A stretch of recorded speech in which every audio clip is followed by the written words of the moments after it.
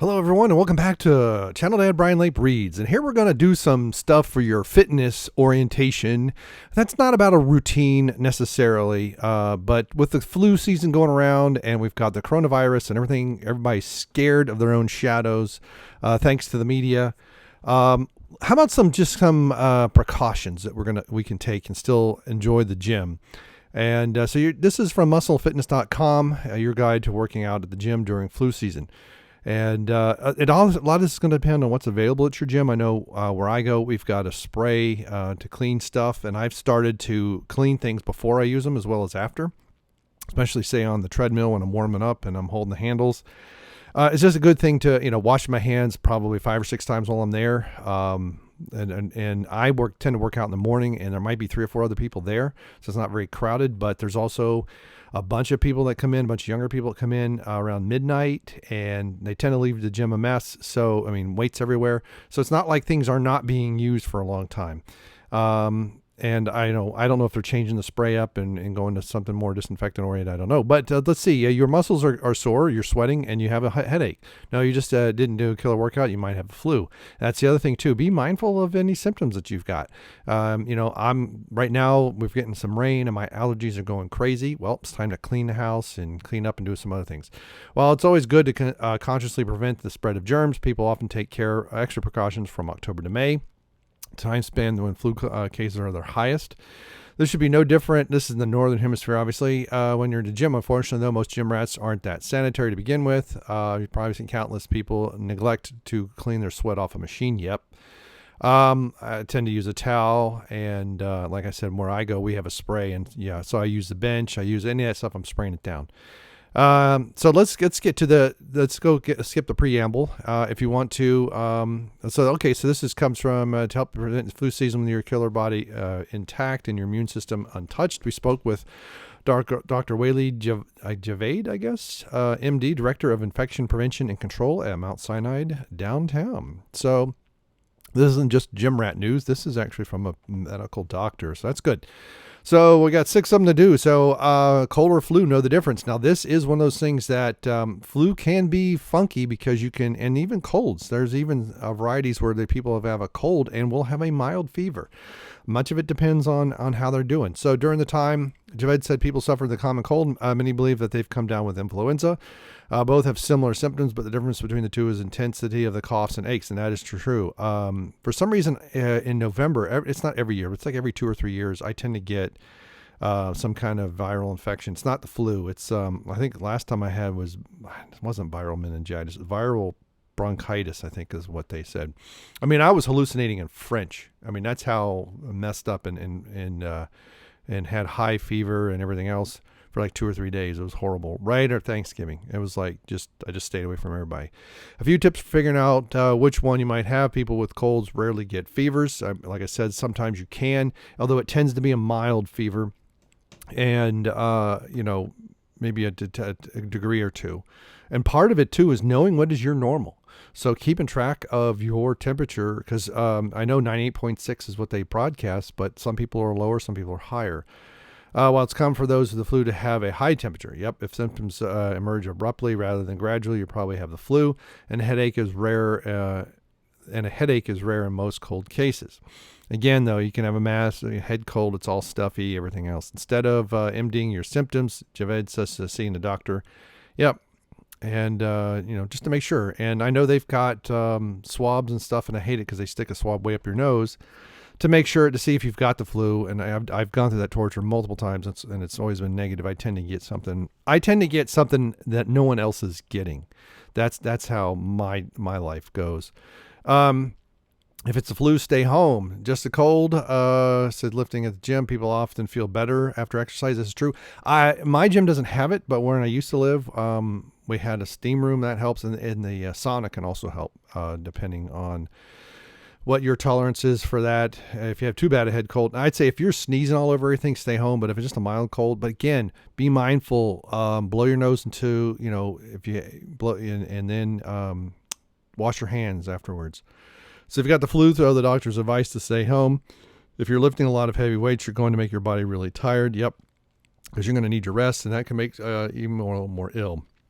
A study and research in sports medicine similarly stated that athletes with viral infections such as the flu were more susceptible to chronic fatigue syndrome, which could lead to dire consequences for your body. Absolutely. But it's not just safety. Okay, so you don't want to go around and sick people if you're healthy, so why would you go to the gym? Yep. So, okay, number 3, but I'll sweat it out. There's a common myth that you can sweat out what ails you. This probably won't work. I'm not aware of any studies to prove this. Again, to me, what I've noticed is if I have a cold and it's near the end, the sauna helps. Now, but you've got to stay hydrated. My goodness, you can't go in there dehydrated. It'd just be even worse. But on the flip side of that, I've had summer colds and they're like far, far worse than winter colds because you don't even want to be out in the sun. But getting some vitamin D outside can also help. See a sick person, remove yourself or them from that space. If you're healthy and symptom free, but your bro benching next to you has been coughing up a storm, what do? Best thing it says, just kind of remove yourself, try to do a different machine, wipe it down. But you want to use something antiviral, antibacterial, something with, anyway, tell a gym employee and ask them, I don't know if some of the wipe downs they have alcohol. I think they do because they do evaporate pretty quickly, but I don't know how much alcohol. It's a no-brainer. Javaid said that steering people clear of who are showing signs of the flu is the best way.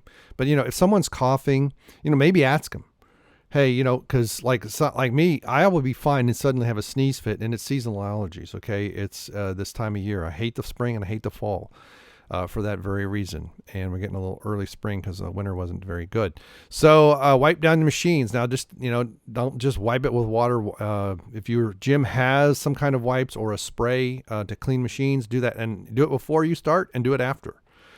Like this here with this young woman here with this picture, I would do the handles and everything else, anything my body's going to touch before I used it. If you're a longtime reader, you shouldn't have to tell you this. Okay, saying someone sweat, that's pretty gross. Javaid said that even if a sick person isn't sneezing near your machine, there's still a good chance their saliva, mucus, or other fluids could be on it. Yep. He pointed out in a MIT study that showed sneezes don't produce a simple spray of germs, but a complex fluid cascade. Ooh.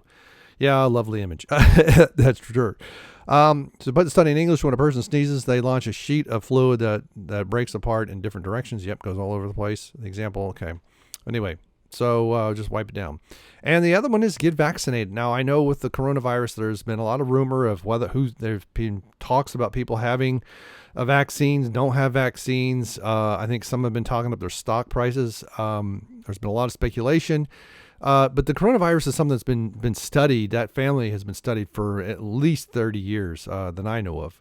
I have a friend of mine who was studying it back in his medical research days before he decided to go to med school, and that would have been late 80s, early 90s. So it at least goes back that far. So wash your hands, use hand sanitizer, cover your mouth when you sneeze or cough. They're great tips. Getting the influenza vaccination is imperative.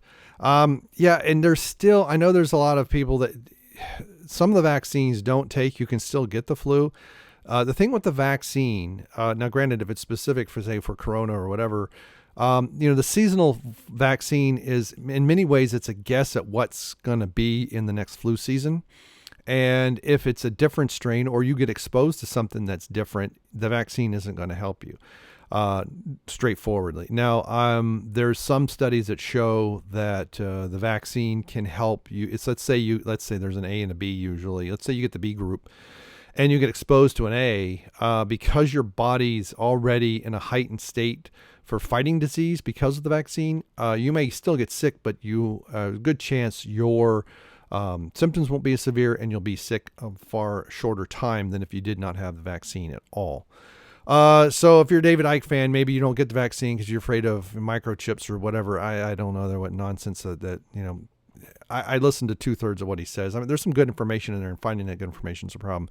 But this is not a thing about David Icke. So I don't know what I'm going to use for the thumbnail. I don't want to use this guy or this young lady here. Cause it's, this is staying healthy in the gym, but this is, I don't know. So, there's 6 tips for being able to go to the gym during flu season, kind of stay healthy. Again, be mindful of your own mannerisms, how many times you put your hands to your face when you're going to the gym. Wipe down the machine before you use it, even if you're not sure. I mean, maybe that machine hasn't been used in 4 days. Who knows, right? You don't know. Just wipe it down. use it, and then wipe it down when you're done. Be mindful of your own germs and your own effects on other people. And you'd be amazed. I wouldn't be surprised if you get someone who thanks you for wiping the machine down, especially if people are known for not wiping machines down in gyms. And I've actually had that happen before, and to me, it's just ridiculous. To me, it's being disrespectful for the rest of the people in the gym without wiping the machine down when you're done. That's how I feel about it. So stay safe out there, stay healthy, keep working out, and let's get into spring and get that vitamin D going. All right. Thank you very much. This has been Channel Dad Bryon Lape, and that's how I read it. Let's do that again. Let's do this. I know.